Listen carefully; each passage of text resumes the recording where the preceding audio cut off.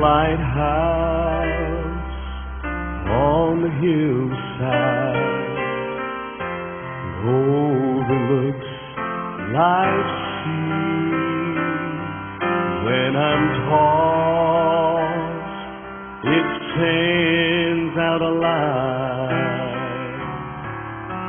that I might see, and the light that shines in darkness thou will safely lead me on.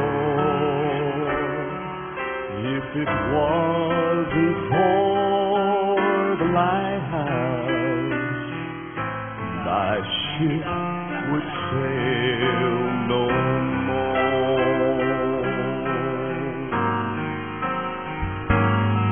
Everybody that lives around us, they say tear that old lighthouse down.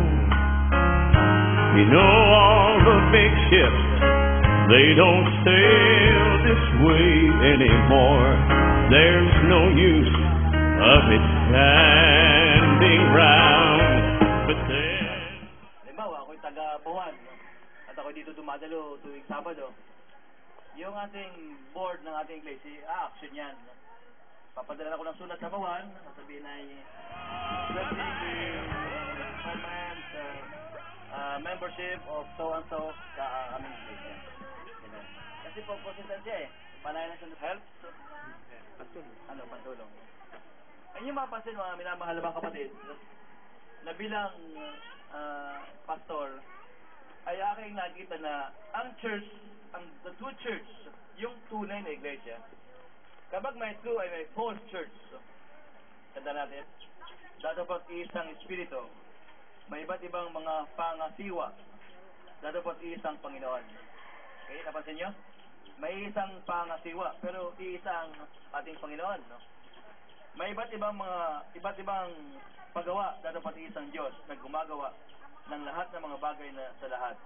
Dapat may sa bawat isa ay binigay ang paghahayag ng Espiritu upang pakinabangan naman. Sapagkat sa isa, sa magitan ng Espiritu ay binigay ang Espiritu, at sa iba ay ang iba't ibang wika, at sa iba ay ang pagpapaliwanag. Siya bata, hanggang ngayon siya matanda na, thank you, ay nandoon siya sa pagamot. Doon siya nagpapagamot pag siya nagkakasakit. Kaya palakpakan yung mga tao. Kasi, hindi ka nga lang matutuwa na may aawit, may manalangin sa iyo. Sino bang hindi gagaling? Di ba?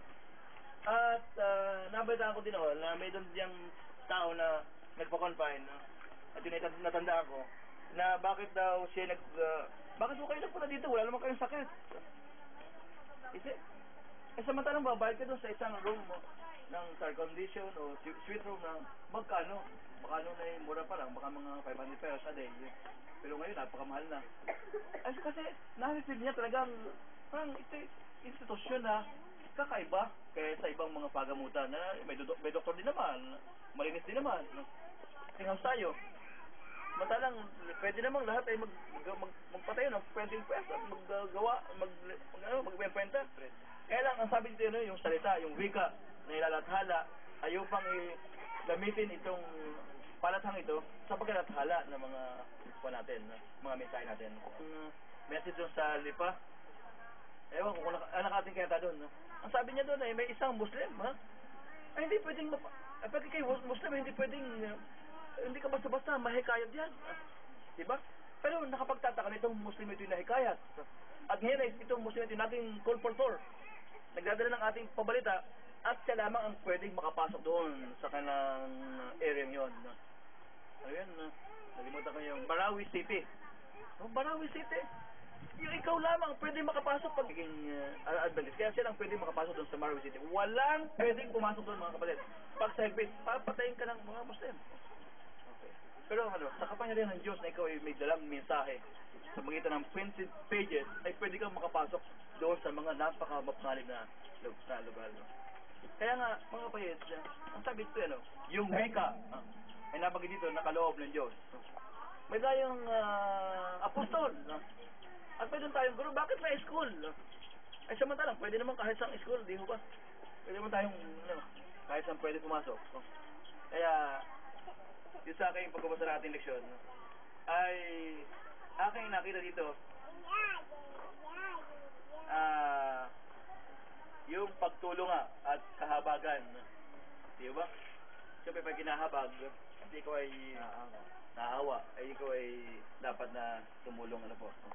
Kaya nga dito may lalaking ginamit ng Diyos na ang pangalan dito ay si Bernabe. Oh, ito ay puspos ng Espiritu Santo. Kaya sabi ito ay mga taong may ganitong kaloob ay karaniwang may likas na hindi makasarili at may hilig na maglingkod. Namamali mo. Naawa ka lang, binigyan mo lang sa mga mo. Pero hindi ka na, parang wala kang pag-ibig. Kung baga sa kasi, binigyan mo lang na, parang binigyan ka, may mga ganong klase ng pag-uugali ang tao na, halimbawa, may matulubi, may kumakuskuli, ganyan. Parang siguro, para di lang sumapa niya, binigyan. Pero parang hindi ka naawa. Kasi iniisip natin na, sila yung mga tao na siguro, baka iniisip na rin Ito na mabaso, o ito na may ginagamit lang sa mga bawal na gamot. Pero yan hindi ka may pagkakataon na may pagkakaiba yung pagiging naawa. Ang isa naman may naawa, may pagkaawa, pero may pag-ibig naman. Hindi, pagka naman pagpapaitin naawa, hindi, mag-ibigay ka dahil gusto mo tumulong. Pero iba naman, nagbibigay lang for the sake of it. Ang pangalan ay Castillo ata ang apelido. Parang limot ko na. Kaya, mga kabayad, ibig sabihin ito ay tayo mga alkasista ay matulungan.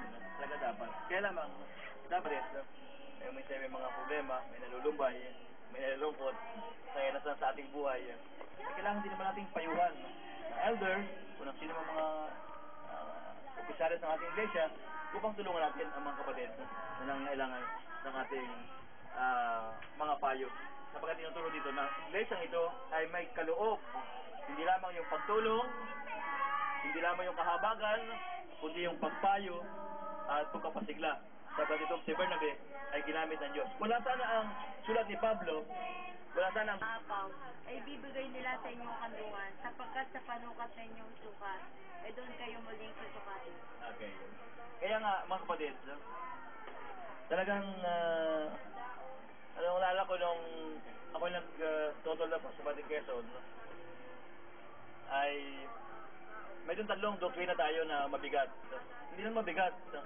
Magaan lang, kaya lang, sa bago pa lamang na mahikayat, ay kapag nakapasa siya dito, talaga, Brother Leandro, ay talagang ikaw ay pwedeng pwede kang maging member ng iglesia ito sa uli panahon. Ano ba itong tatlong ito? Ang una yung Sabado. Kapag itinaunawaan ng tao na talagang Sabado ay siyang ikapitong araw at siyang dapat ipangilin, ay walang problema. Talagang yan ay sisimba at sisimba kung Sabado. Pero mabigat yun. Nagabi lang kami nag-Bible study doon sa San Antonio. Ay meron tayong kabataan ay nakikinig, yung dalawang dalaga. Ay yung isa ay, ang sabi, kapapasok pa lang sa kanyang trabaho, ay, siyempre, pag Sabado, kinakumida namin, sumba ngayon, sa bawan, ay siyempre mabigat yun. Pag Sabado, mabuti ko, ikaw ang manager, ikaw ang, may business ka sa iyo, pwede, okay, close. Close, always on Sabbath. Hindi mo lang problema. Kung kayo pinamamasukan at may boss, ay mahirap, di ba? Pero pag kayo nagtitiwala naman sa Panginoon, at siyang gagawa, sasabihin mo, katulad ng isang kapatid natin, si Brother Domingo, Umbaw, katabaho sa PNOC. Ay sabi, boss, ako po'y hindi makapasok ng Sabado. Ay, walang problema, ikaw ang bahala. Pag kayo pumasok, may sweldo ka. Kapag hindi ka pumasok, wala ka sweldo. Ay, sige sir, thank you very much. Eh, sa tuwing Sabado, walang pasok siya. Hindi siya napasok doon sa Petron, PNOC. Kaya siyang walang Kaya ito yung subukan mga kapatid. Talagang bayan ng Diyos ay hindi basta-bastang pati si Romel at negosyante ay pwede niya itigil yung kanyang trabaho ay di wala siyang problema. Pangalawa ay yung pagkain. Pag ang pagkain ay tayo itong ating dilain na disiplinado natin ay